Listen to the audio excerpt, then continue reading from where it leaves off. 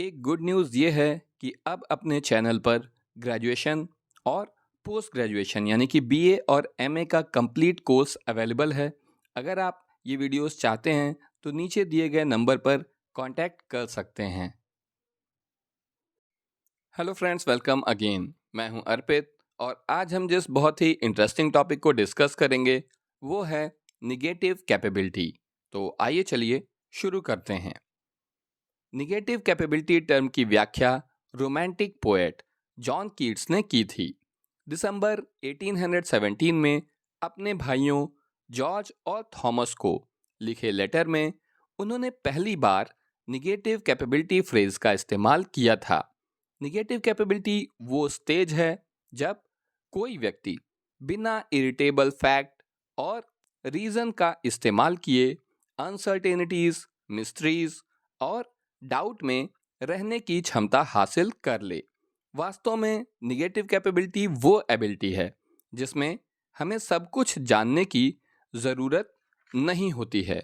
ये वो एबिलिटी है जिससे हम दुनिया की सच्चाई को अनफिल्टर्ड लेंस से देख सकते हैं, फिर वो चाहे जितनी भी डिस्टर्बिंग या डरावनी हो।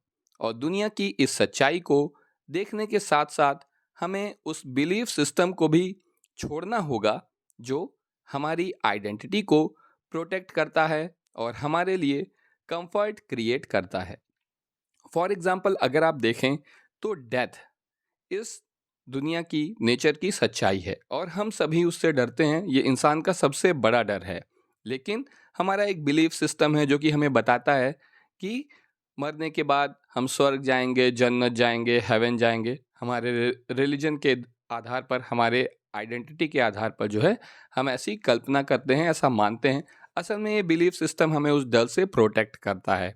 ठीक है, तो यही कीट्स कह रहे हैं कि आपको जो है, जो सच्चाई है उसको देखना होगा और उस कंफर्ट सिस्टम को भी छोड़ना होगा जो कि हमें उसके डर से, उससे प्रोटेक्ट करता है और हमें हमारे लिए कंफर्ट क्रिएट करता है। इस तरह से कीट्स नेचर को रेशनलाइज करने के, एनलाइटमेंट के प्रयास को रिजेक्ट करते हैं। इसे ज़्यादा अच्छी तरह से समझने के लिए हम निगेटिव कैपेबिलिटी के कुछ एग्जाम्पल्स देख लेते हैं। इसके मोस्ट प्रोमिनेंट रेफरेंसेस कीट्स की poem ode to a nightingale और ode on a Grecian urn में मिलते हैं। ओड टू अ नाइटेंगल में कीट्स दुख और तकलीफों से भरी हुई इस वास्तविक दुनिया को छोड़कर नाइटेंगल की मैजिकल दुनिया में जाना चाहते हैं। कीट्स के अनुसार ब्यूटी की इंस्पिरेशनल पावर ऑब्जेक्टिव फैक्ट से कहीं ज़्यादा इम्पॉर्टेंट है। तो इस लाइन को आप बहुत ध्यान से समझिए। निगेटिव कैपेबिलिटी में कीट्स का ऐसा मानना है कि ब्यूटी की इंस्पिरेशनल पावर ऑब्जेक्टिव फैक्ट से कहीं ज़्यादा इम्पॉर्टेंट है और इसीलिए odd on a Grecian urn में उन्होंने लिखा है, beauty is truth, truth beauty.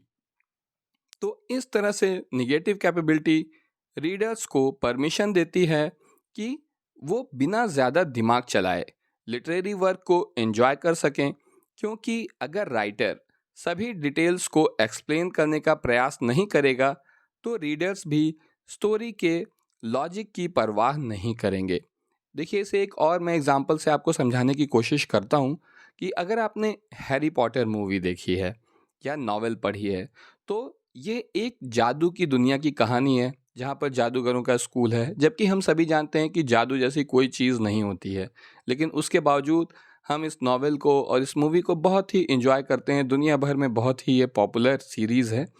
तो यही वजह है क्योंकि हम उसके पीछे के लॉजिक के पास नहीं जाते हैं और हम सिर्फ आर्ट वर्क को एंजॉय करते हैं। अगर हमने इसके पीछे का तर्क देखा कि अरे मैजिक तो होता ही नहीं है, तो ये कैसे उड़ रहे हैं या ऐसा कैसे हो रहा है, तो फिर झाड़ू पे बैठकर कोई नहीं उड़ सकता। अगर हम ये सब सोचेंगे तो फिर मूवी को एंजॉय नहीं कर पाएंगे।